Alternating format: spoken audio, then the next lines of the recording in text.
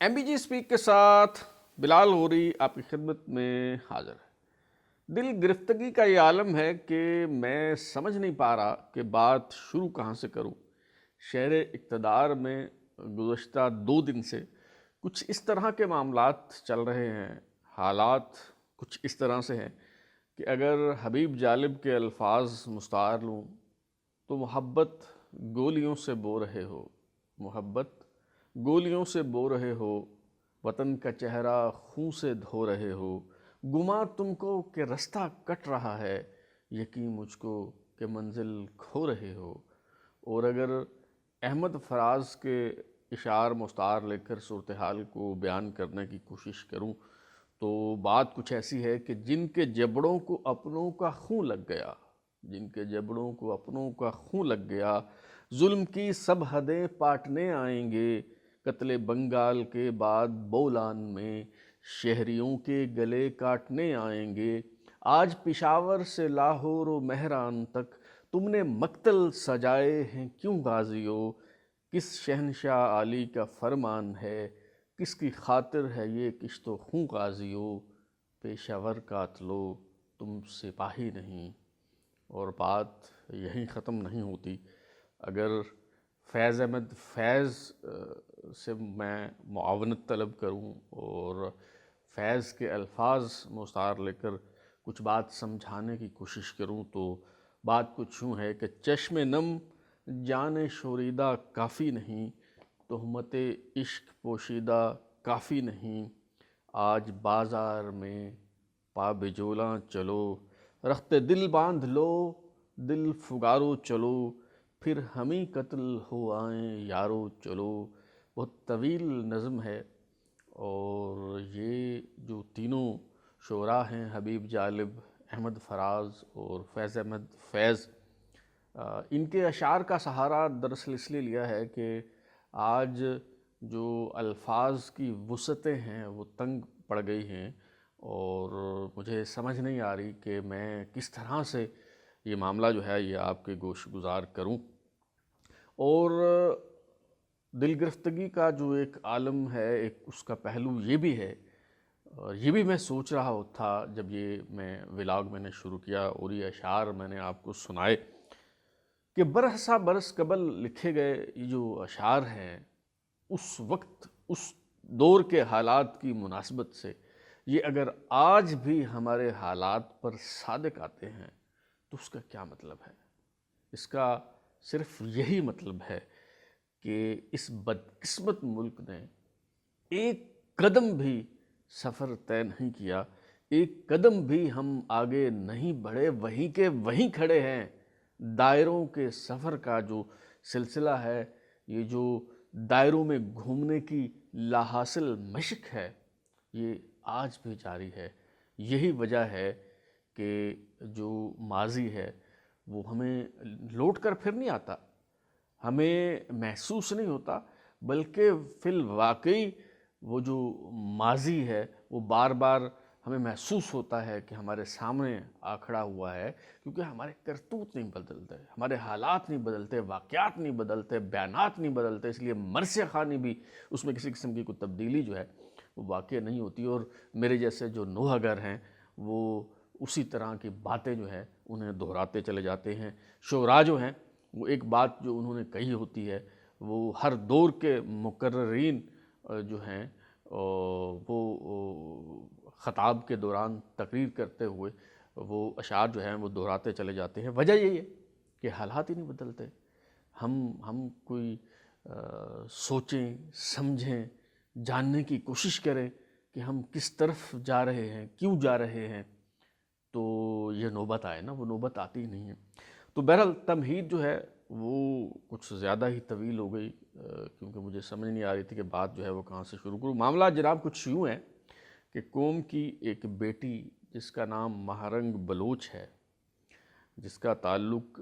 बलूचिस्तान के जो ज़िला है कल्लात वहाँ से है, ये 5 बहनें और एक भाई है।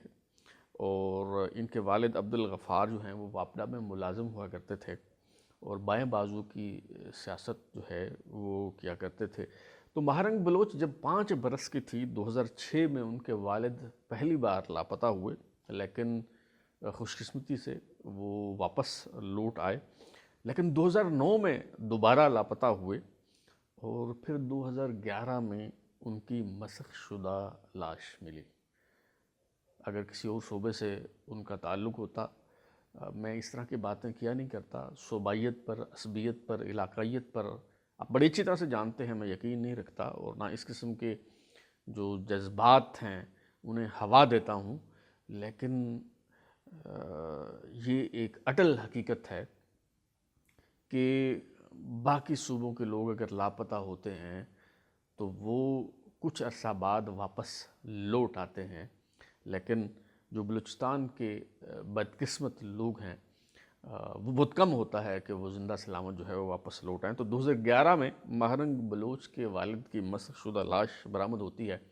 تو یہ سب بہن بھائی اپنی والدہ کے ساتھ کراچی میں سایہ عاطفیت تلاش کرتے ہیں، وہاں جو ہے وہ چلے جاتے ہیں تاکہ پڑھائی کا سلسلہ جو ہے وہ جاری رکھ سکے، لیکن 2016 میں ان کے اکلوتے بھائی جو ہیں وہ لاپتہ ہو جاتے ہیں۔ تو مہرنگ بلوچ کو جو ہے اس جد و جہد میں لوٹنا پڑتا ہے اور باپ کی جگہ جو ہے وہ سنبھالنا پڑتی ہے۔ بہرحال یہ جو قوم کی بیٹی ہیں مہرنگ بلوچ، یہ دیگر جو بلوچ مظاہرین ہیں ان کے ساتھ انہوں نے تربت سے ایک سفر شروع کیا، ایک مارچ شروع کیا اسلام آباد وفاقی دارالحکومت کی طرف۔ اس مارچ کو نام دیا گیا بلوچ یکجہتی مارچ۔ دراصل جو بلوچ لاپتہ ہیں ان کے لواحقین کو مہرنگ بلوچ جو ہیں وہ ساتھ لے کے نکلی، اور ارادہ یہ تھا کہ یہ مسافت طے کر کے شہر اقتدار پہنچا جائے اور وہاں جا کر دہائی دی جائے کہ ہمارا قصور کیا ہے اور ہمارے جو پیارے لاپتہ ہیں کیا انہیں زمین کھا گئی یا آسمان نگل گیا، وہ جو ہے وہ کہاں گئے، تو وہاں جا کے شاید دہائی دی جائے تو شاید ہماری بات جو ہے وہ سنی جائے۔ اس عزم کے ساتھ، اس ارادے کے ساتھ مہرنگ بلوچ جو ہے وہ نکلتی ہیں اور طویل مسافت طے کرتے ہوئے یہ جو قافلہ ہے یہ بدھ کی رات اسلام آباد میں داخل ہوتا ہے۔ اب مجھے امید تھی کہ جب یہ استحصال زدہ محرومی کا شکار لوگ جو ہیں، جن کی شکایات ہیں، جن کے گلے ہیں، جو غصے میں ہیں، جو ناراض ہیں اور جن کی ناراضگی بنتی ہے، وہ جب اسلام آباد پہنچیں گے تو شہر کی دہلیز پر ہی حاکمان وقت ان کا استقبال کریں گے اور ان کے سر پہ دست شفقت رکھیں گے، اور ان کے گلے اگر دور نہ بھی کیے جا سکے، ان کے مسائل اگر حل نہ بھی کیے جا سکے، تو کم از کم انہیں دلاسا ضرور دیں گے، انہیں بتائیں گے کہ یہ ملک اتنا ہی آپ کا ہے جتنا ہی ہمارا ہے، اور یہاں احتجاج کرنے کے لیے اگر دیگر شہروں، دیگر صوبوں کے لوگ آ سکتے ہیں تو آپ کو بھی یہ حق حاصل ہے، آپ آئیں، یہاں بیٹھیں، یہاں بات کریں، ہم آپ کی بات سنیں گے۔ اور یہ جو حکمران ہیں، یہ جو سویلین حکمران ہیں، اگر یہ بیچارے بے بس ہیں، مجبور ہیں، لاچار ہیں، یہ ان کے مسائل حل نہیں کر سکتے، ان کے عزیزوں کو، ان کے پیاروں کو بازیاب نہیں کروا سکتے، ان کے بس میں نہیں ہے کیونکہ وہ کٹھ پتلی حکمران ہیں، ان کے اختیار میں کچھ نہیں ہے، تو کم از کم یہ تو ان کے اختیار میں تھا نا کہ وہ ان کا استقبال کرتے، ان کی داد رسی کرتے، انہیں بتاتے کہ ہمارے بس میں ہوتا تو ہم اپنے آپ کے پیاروں کو لا کے آپ کے سامنے کھڑا کر دیتے، لیکن یہ ہمارے اختیار میں نہیں ہے، ہم بہت مجبور ہیں، بے بس ہیں۔ کم از کم انہیں یہ دلاسا تو دیا جا سکتا تھا، لیکن جتنی سرد رات تھی، جتنا سرد موسم تھا، شہر اقتدار کے لوگوں نے، حاکمان وقت نے اس سے کہیں زیادہ سرد مہری کا مظاہرہ کیا، اور یہ منظر پچھلے 2 راتوں سے اسلام آباد کے جو شہری ہیں، اسلام آباد کے عوام پچھلے 2 دن سے یقیناً یہ دیکھ رہے ہوں گے، اور میں بھی جو ہے یہ مناظر دکھی دل کے ساتھ جو ہے وہ دیکھتا رہا ہوں کہ ان لوگوں کا جو پہلے ہی تکلیف میں تھے، جو پہلے ہی بیچارے دکھی تھے، ان کا استقبال کرنے، ان کی بات سننے کے بجائے ان پہ پانی کی توپ چلا دی گئی، ان پہ آنسو گیس کے شیل برسائے گئے۔ پہلے انہیں اسلام آباد ٹول پلازا پہ روکا گیا، پھر 26 نمبر جو سٹاپ ہے وہاں پہ ان کا جو ہے وہ راستہ روکا گیا، اور وہ جب آگے نہیں بڑھنے دیا گیا انہیں اور وہ وہیں دھرنا دے کے بیٹھ گئے، تو وہاں سے ان مظاہرین کو نہ صرف ان پہ بدترین تشدد ہوا، نہ صرف غیر انسانی سلوک ہوا، یہ طعنے تک انہیں دیے گئے کہ آپ یہاں کیا لینے آئے. اور جب انہوں نے کہا کہ اسلام آباد ہمارا بھی ہے، تو آگے سے پولیس اہلکار جواب دیتا ہے کہ وہ کیا تربت پنجابیوں کا نہیں ہے کہ وہاں تو تم گولی مار دیتے ہو شناختی کارڈ دیکھ کے. تو قبلہ یہ جو مظلوم ہوتے ہیں ان کا کوئی شہر نہیں ہوتا، ان کا کوئی صوبہ نہیں ہوتا، ان کی کوئی علاقائیت نہیں ہوتی. جو لوگ وہاں پنجابی مزدوروں کو قتل کرتے ہیں وہ دہشت گرد ہیں، اس کو کوئی جسٹیفائی نہیں کر رہا اور نہ اس کو جسٹیفائی کیا جا سکتا ہے. لیکن اس کا یہ مطلب نہیں ہے کہ آپ اسلام آباد آئے ہوئے بلوچستان کے ان لوگوں سے اس طرح کا سلوک جو ہے وہ روا رکھیں. بہرحال گرفتار کر لیا جاتا ہے ان مظاہرین کو، پھر عدالتی احکامات کے باوجود انہیں رہا نہیں کیا جاتا، جھوٹ بولا جاتا ہے، اور پھر ایک بس میں زبردستی انہیں جانوروں کی طرح جو ہے وہ بند کر دیا جاتا ہے اور کوئٹہ واپس بھجوانے کی جو ہے وہ کوشش کی جاتی ہے. جس طرح سے وہ انگریزوں کے دور میں وہ شہر سے بے دخل کر دیا جاتا تھا، وہ کالا پانی کی سزا جو ہے وہ دے دی جاتی تھی، تو اس طرح کی سزائیں جو ہیں وہ ان بلوچستان سے آئے ہوئے لوگوں کو جو ہے وہ دی جا رہی ہیں. اور شاید وہ بھی سوچتے ہوں گے جو بیچارے یہاں بڑی امیدیں لے کے بڑی توقعات کے ساتھ اسلام آباد آئے تھے، شاید وہ بھی سوچتے ہوں گے کہ شہر اقتدار میں اسلام آباد میں شاید احتجاج کا جو حق ہے وہ یا ٹی ایل پی کو ہے یا پھر پی ٹی آئی کو ہے. یہاں عمران خان چاہیں، طاہر القادری چاہیں یا خادم رضوی چاہیں تو وہ شہر بند کر سکتے ہیں، وہ لاک ڈاؤن بھی کر سکتے ہیں، وہ ریڈ زون میں بھی گھس سکتے ہیں، وہ پارلیمنٹ پر حملہ بھی کر سکتے ہیں، وہ ریڈیو پاکستان اور پی ٹی وی پر قبضہ بھی کر سکتے ہیں. اس کے باوجود انہیں دہشت گرد قرار نہیں دیا جاتا، اس کے باوجود ان کے ساتھ وہ سلوک نہیں کیا جاتا جو بلوچستان سے آئے ہوئے ان لوگوں کے ساتھ کیا گیا ہے. تو کیا اس کے بعد دو قومی نظریے کی بات نہ ہو؟ یہ کیسے ہو سکتا ہے؟ مجھے جنرل ٹکا خان کی بات یاد آتی ہے. جنرل ٹکا خان کے بارے میں جنرل نیازی نے اپنی خود نوشت دا بیٹریلز آف ایسٹ پاکستان میں لکھا ہے کہ جنرل ٹکا خان کہا کرتے تھے کہ مجھے لوگ نہیں چاہیے، مجھے بنگالی نہیں چاہیے، مجھے مشرقی پاکستان چاہیے، مجھے لوگ نہیں چاہیے، مجھے زمین چاہیے. میں روتا رہا، میں کہتا رہا، لکھتا رہا اس حوالے سے کہ کاش انہیں اس بات کی سمجھ آ جائے کہ زمین نہیں بلکہ لوگ اہم ہوتے ہیں. لوگوں کے دل جیتنے کی کوشش کریں. جب لوگ آپ کے قریب آتے ہیں تو زمین خود بخود کھینچتی چلی جاتی ہے، لیکن جب آپ فتح کرنے کی کوشش کرتے ہیں تو پھر وہی ہوتا ہے جو 16 دسمبر 1971 کو مشرقی پاکستان میں ہوا تھا. اور چونکہ دسمبر کا مہینہ ہے تو دسمبر کے مہینے میں سقوط پاکستان، سقوط ڈھاکہ لوگ کہتے ہیں لیکن یہ دراصل سقوط پاکستان تھا. سقوط پاکستان کے حوالے سے میں نے اپنے چینل ترازو پہ ایک سیریز شروع کی لوگوں کو یہ سمجھانے کے لیے کہ 1971 میں دراصل ہوا کیا تھا، شکست کے اسباب کیا تھے، جنرل نیازی کے جو ہیں وہ کرتوت کیا تھے. اور ایک واقعہ میں نے ڈیجیٹل میڈیا پہ بیان کیا کہ جی وہ جنرل نیازی جب وہاں گئے مشرقی پاکستان میں ٹیک اوور کرنے کے لیے، کمانڈ سنبھالنے کے لیے، تو انہوں نے اپنے پہلے خطاب میں فرمایا، انہوں نے کہا یہ اپنے آپ کو سمجھتے کیا ہیں، میں اس حرام زادی قوم کی نسل بدل دوں گا، میں ان پر اپنے فوجی چھوڑ دوں گا. اور ان کے جو ایک سبارڈینیٹ ہیں ماتحت میجر مشتاق جو بنگالی فوجی افسر تھے، وہ اس قدر دل برداشتہ ہوئے ان جملوں سے کہ وہ اسی وقت واش روم میں جا کر انہوں نے اپنے سروس جو ریوالور تھا یا پسٹل تھا اس سے انہوں نے کن پٹی پہ رکھ کے خودکشی کر لی. جب میں نے یہ واقعہ لکھا تو لوگ کچھ ایسے بھی احمق لوگ ہیں جو مجھے کہہ رہے ہیں کہ تم وہاں موجود تھے، تم نے دیکھا ہے یا اس نے تمہیں بتایا تھا. وہ بیوقوف لوگوں کو بھی کوئی کتابیں جو ہیں وہ پڑھ لیا کرو، کوئی تاریخ سمجھنے کی کوشش کر لیا کرو.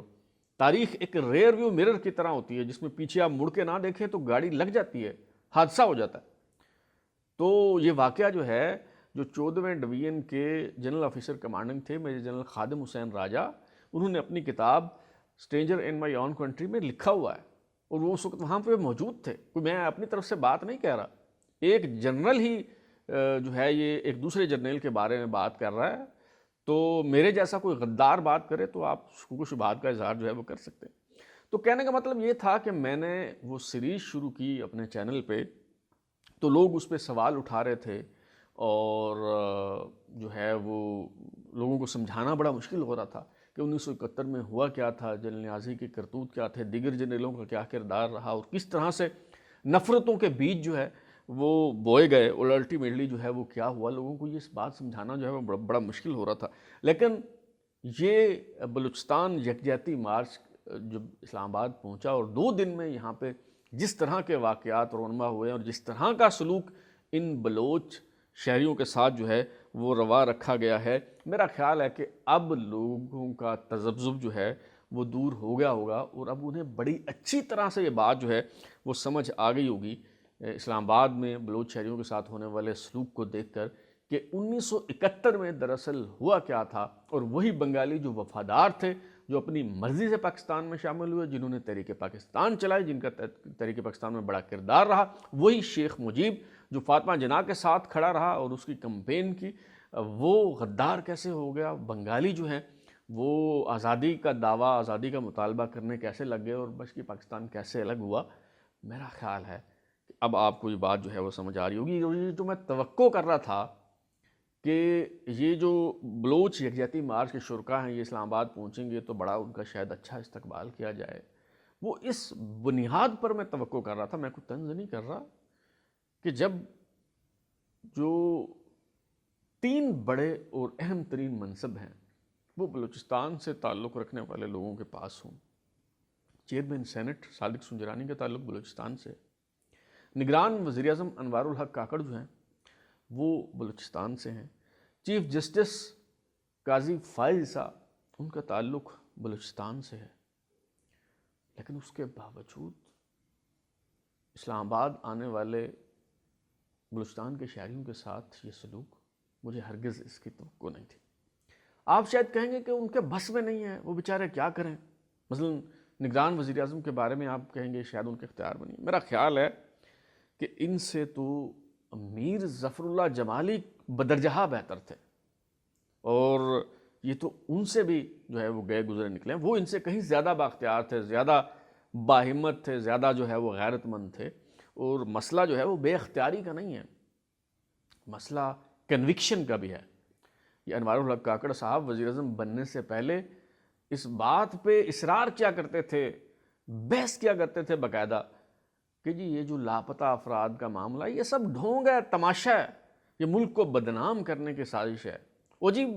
اتنے نہیں جی اتنے ہیں، وہ بھائی اگر ایک بندہ بھی لاپتہ ہے پاکستان میں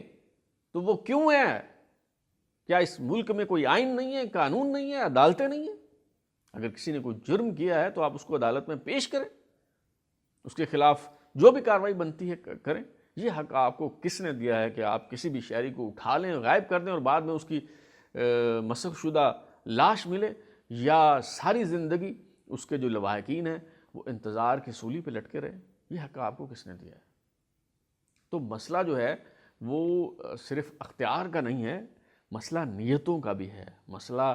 کنوکشن کا بھی ہے، کہ یہ جو لوگ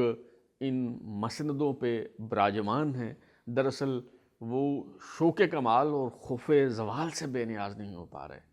انہیں یہ ڈر لگا رہتا ہے کہ یہ اگر ہم اس پہ بات کریں گے، ہم اگر ان مظلوموں کی داد رسی کریں گے تو شاید یہ عہدہ ہم سے جو ہے وہ چھن نہ لیا جائے۔ لیکن یاد رکھیں